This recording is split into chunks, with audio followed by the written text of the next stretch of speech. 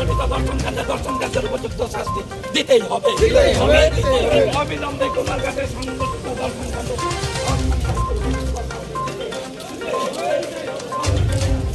বিষ্ণুপ্রিয়া মণিপুরী একটা ঐক্য একটা ব্যানার দিয়ে গত 19 অক্টোবর কুমারঘাটে একটা নাবালিকাকে গণধর্ষণ করা হয়, সেটার বিক্ষোভ আমরা আজকে দলগাঁও বাজারে প্রথম করলাম। তো ধন্যবাদ মাননীয় রাজ্য সরকারকে, সাথে সাথে 6 জনকে অ্যারেস্ট করেছে। আমরা চাই 6 জনকে কঠোর থেকে কঠোর সাজা হোক, যারা প্রকৃত দোষী তারা যাতে পার না পায় এবং তাদের উপযুক্ত শাস্তি আমরা বিষ্ণুপ্রিয়া মণিপুরী সমাজের পক্ষ থেকে আমরা তার বিচারের দাবি জানাই, যাতে মাননীয় সরকার আমাদের এই দাবি গ্রহণ করে, তাহলে আমরা কৃতজ্ঞ থাকব।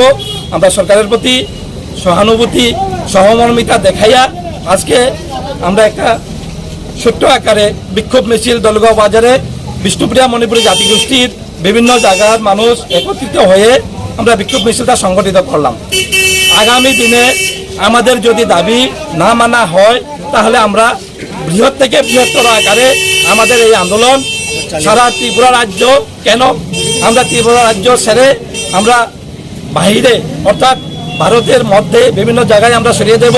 আমাদের আন্দোলন চালিয়ে যাব, যাতে প্রকৃত দোষী এবং দর্শনকারী যাতে রেহাই না পায়, ভবিষ্যতে কোনো দর্শনকারী আর যাতে দর্শন করতে 100 বার চিন্তা করে যে দর্শন করলে কি শাস্তি পেতে হয়। ধন্যবাদ, নমস্কার সবাইকে। আপনারা কি মনে করেন যে প্রকৃতপক্ষে যারা 6 জন ধরা পড়েছে এরাই প্রকৃতপক্ষে দোষী, না এর বাইরে রয়ে গেছেন আরো?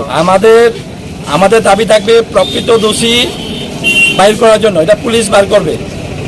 আমরা দাবি রাখছি সরকারের কাছে, মাননীয় সরকার দেখবে কে প্রকৃত দোষী কে না, এবং দোষীদের যাতে শাস্তি হয়, উপযুক্ত শাস্তি, শুধু শাস্তি নয়, উপযুক্ত যাতে। তার মানে কি প্রকৃত দোষীরা এখনো আড়ালে রয়ে গেছে নাকি?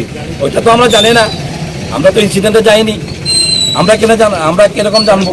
এটা তো আপনি জানবেন, যারা মিডিয়ার পার্সন, এটা আপনারা বেশি করে জানবেন, যারা পুলিশ প্রশাসন তারা জানবে। আমাদের তো জানার এটা কোনো ধরনের এখতিয়ার নেই, আমরা জানবো।